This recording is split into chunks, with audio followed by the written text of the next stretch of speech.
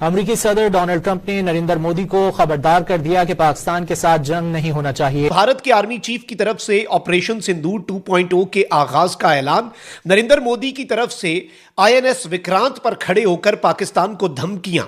अब यह सब कुछ इस जानिब एक वाज़ेह इशारा है कि भारत पाकिस्तान के साथ कोई बड़ा एडवेंचर करने जा रहा है। ने भारतीय वजीर आजम से कहा है कि पाकिस्तान के साथ दोबारा जंग नहीं होनी चाहिए। कि वो मालूमात कौन सी थी जिसकी बुनियाद पर डोनाल्ड ट्रंप ने यह स्टेटमेंट दी, और क्या वाकई पाकिस्तान पर हमले की तैयारियां इंडिया की तरफ से मुकम्मल थी? वो जंग अब दोबारा छिड़ने वाली है, और इस तरह की मुसद्दका इंफॉर्मेशन की बुनियाद के ऊपर ही अमेरिकी सदर ने यह स्टेटमेंट दी है, और वो भी मीडिया के सामने। डोनाल्ड ट्रंप ने मोदी को कॉल की है और कॉल करके कहा है कि तुमने पाकिस्तान पर अटैक नहीं करना। जगह मैं 15% टैरिफ करने को तैयार हूं, तुमने पाकिस्तान पर अटैक नहीं करना। ट्रंप करोड़ दफा भी कह दे ये जंग नहीं रुकेगी। इस दफा मोदी ने बदला लेना है उससे, हत्ता कि यहां तक डील फाइनलाइज हो चुकी है कि ठीक है वो 15% टैरिफ लगा देंगे। उन्होंने कहा अगर ये जरूरत हाल है तो हम रशिया से कुछ ऑयल भी कम कर लेंगे, कंप्लीटली बंद नहीं करेंगे, और अमेरिका और इंडिया के दरमियान जो लड़ाई है उसका भी मामला हो जाएगा। वरना आप बताइए ट्रंप मोदी को कॉल करेगा? हम हैं कि अमेरिका की कासालेसी करते चले जा रहे हैं,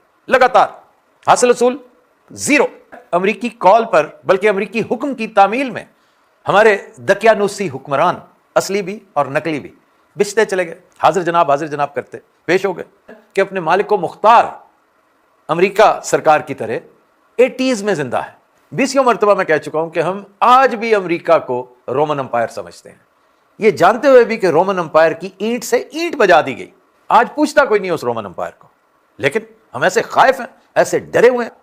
ये जो हम सलूट मारते फिरते हैं, ये जो हम फर्शी सलाम करते फिरते हैं, ये जो हम हर आका को बूट तलब नजरों से देखते हैं कि लाइए बूट इधर कीजिए, जरा हम पॉलिशी कर दें, तो इसकी वजह खौफ भी है, लालच भी है, और ये अजली और अबदी भूख है। अब घर में घुसकर मारने की वो पॉलिसी है जो मोदी ने अपनी कौम को दी है, और आज उसी नारे की बदौलत इसने बिला जवाब म्यांमार में ड्रोन हमले करके दर्जनों लोगों को खून में नहला दिया। भारत के लिए पाकिस्तान में बैठे आतंकियों को उड़ाने वाले अज्ञात हमलावरों ने अब म्यांमार में घुसकर एक बहुत बड़ा हमला किया है।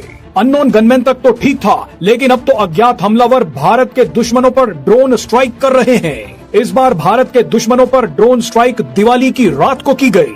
मीडिया रिपोर्ट्स के मुताबिक इस बड़े और विचित्र हमले में कई आतंकी मारे गए हैं। अब भारत की बदनीयती का अंदाजा इस बात से लगा लें कि एक तरफ रॉ के हिमायत याफ्ता सोशल मीडिया अकाउंट्स उस खूनी ड्रोन हमले को कौम के लिए दिवाली का तोहफा करार दे रहे हैं, खुद फौजी वर्दी पहनकर INS विक्रांत पर खड़ा होकर पाकिस्तान को ऑपरेशन सिंदूर की धमकियां दे रहा है। इंडिया जो घात लगाए बैठा है, जो एक एक चीज को नाप तोल कर मेजर करके आगे बढ़ रहा है, जिसकी ख्वाहिश है कि आप इन छोटी छोटी चीजों पे, इन फरोई मामलात में उलझे रहें और लगातार ब्लीड करते रहें, ताकि वो जब मुनासिब समझे ईस्टर्न फ्रंट खोलकर रही सही कसर निकाल दे। अब देखिए, इस वक्त हम बलूचिस्तान में BLA एंड कंपनी का रोना रो रहे हैं, हम KP में TTP का सामना कर रहे हैं। तो अब आपको समझ आई होगी कि अफगानिस्तान क्यों डटा रहा है। उसने देखिए 20-30 साल के तगड़े मुआहदे भी कर लिए हैं, उसने इंडिया के साथ अपने सफारती ताल्लुकात मुस्तहकम भी कर लिए, उसने चाइना और रशिया से गारंटीज भी ले ली, और इधर हम हैं कि सिर्फ और सिर्फ जलील और रुसवा होके, ख्वार होके हर बड़े आते जाते को सलूट मारते फिरते हैं। और आलम यह है कि करीब इनसे 2 सवाल पूछे जाएंगे। अच्छा, अभी इधर आओ ना जरा, तुम ये बताओ कि वो इसराइल को तस्लीम करना था, तुमने कर लिया है? तो जी वो ये बस कर रहे हैं, लेकिन आपको पता है कि ये जो कुछ शुरू हुआ उसका शाखसाना था। तो अच्छा ठीक है, ये बताओ, अफगानिस्तान में रजीम चेंज का बीड़ा उठाया था, तुमने करवा दी? वो करवा रहे थे, लेकिन वो पता है क्या जी, पहले से ये जी वो जी, छोड़ें, हम आपको सलूट मार सकते हैं। This is what is going to happen again.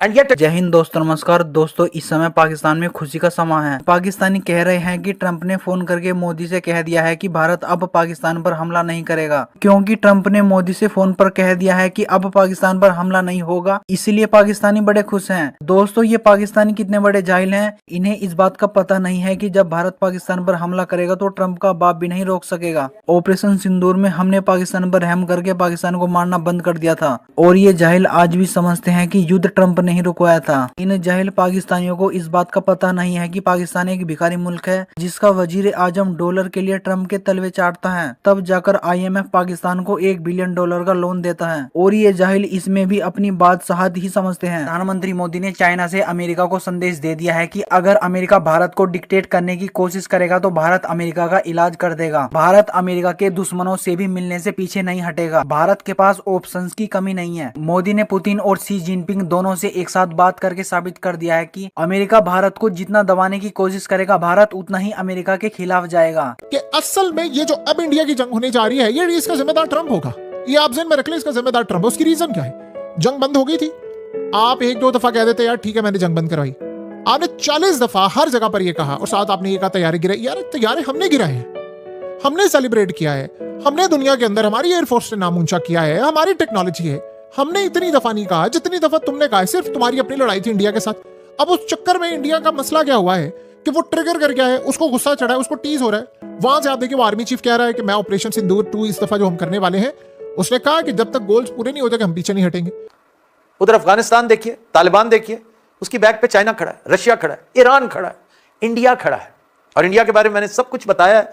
ये तक कहा जा रहा है कि जिस दिन उसने महसूस किया कि आपकी इन्वॉल्वमेंट मगरबी महाज पर हद से ज्यादा होगी है, तो वो क्या करेगा? वो फॉल्स फ्लैग ऑपरेशन करवा देगा कोई, और वो आपके खाते में डाल देगा, क्योंकि आपको लगातार ब्लैक पेंट करने में वो मसरूफ है और बड़ी हद तक कामयाब है।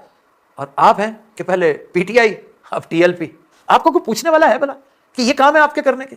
वो कीमती वक्त जिसका एक एक लम्हा आपको नेशनल इंटरेस्ट की खातिर स्पेंड करना था, वो आप किस बेदरेग तरीके से जाया करते चले गए।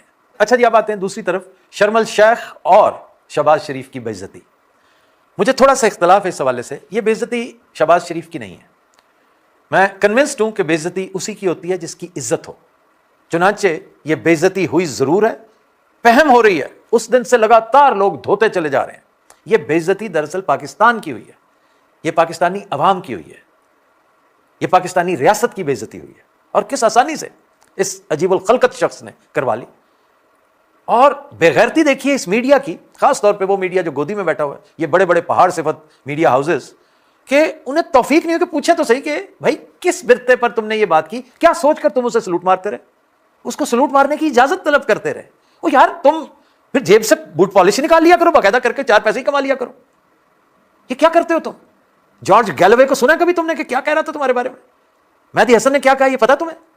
रायन ग्रिम तुम्हारे बारे में क्या कह रहा है? ये कितने बड़े नाम है, और सुबह दोपहर शाम तुम्हें धोते चले जा रहे हैं, बल्कि हमें धोते चले जा रहे हैं तुम्हारी वजह से, तुम्हारी नाअहली और नालायकी की वजह से। बाज एंकर्स हैं सरफरोश बेचारे मुजाहिदीन, वो इनफरादी तौर पे कोशिशें करते हैं, वो ठट्ठा भी करते हैं, आपको थोड़ा बहुत हस्बे तौफीक जलील भी करते हैं, लेकिन वो मजबूर हैं क्योंकि उनके मीडिया हाउसेस बराह रास्त आपके मातहत हैं। और मातहत कैसे किए हैं? अरबों रुपए के इश्तहारात की बंदर बांट से। इनका भी हिसाब होगा इंशाल्लाह, जरूर होगा। और ये जो मैंने स्टार्ट में कहा था ना कि शहबाज शरीफ को अब इस अमल में बाकायदा मजा आने लगा है, लज्जत महसूस होने लगी है, तो ये कोई ऐसी बेजा नहीं है। मतलब है कि शर्म आती है उसे देखकर जब वो हर बड़े और हर ताकतवर की हमदो सना करने लगता है, भले से वो जर्नैल हो कोई, भले से वो प्रेसिडेंट हो किसी मुल्क का, और कुछ नहीं तो ये छोटे मोटे बादशाह, सदर, वजीर आजम के इनसे कोई कारोबारी रवाबत डेवलप हो जाए। ये मुल्क को कौम के लिए नहीं करता वो, नेवर। क्योंकि अगर वो मुल्क को कौम के लिए कर रहा होता तो अल्लाह उससे राजी होता, अल्लाह उससे राजी होता तो उसको इज्जत देता। अल्लाह जिस हुक्मरान से नाराज होता है उसे सबसे पहले बेइज्जती देता है। और अगर आप इसे बेइज्जती नहीं समझते भाईजान, तो फिर आपका हुस्न तलब है, हम क्या कह सकते हैं। लेकिन मैं आपको तंबीह कर रहा हूं, इंशाअल्लाह वो वक्त आएगा जब ये कौम बतौर कौम मुद्दई बनेगी और आप पर हद तक इज्जत का दावा करेगी, जो आपने चंद दिन पहले शर्मल शेख में इस मुल्क के साथ किया है।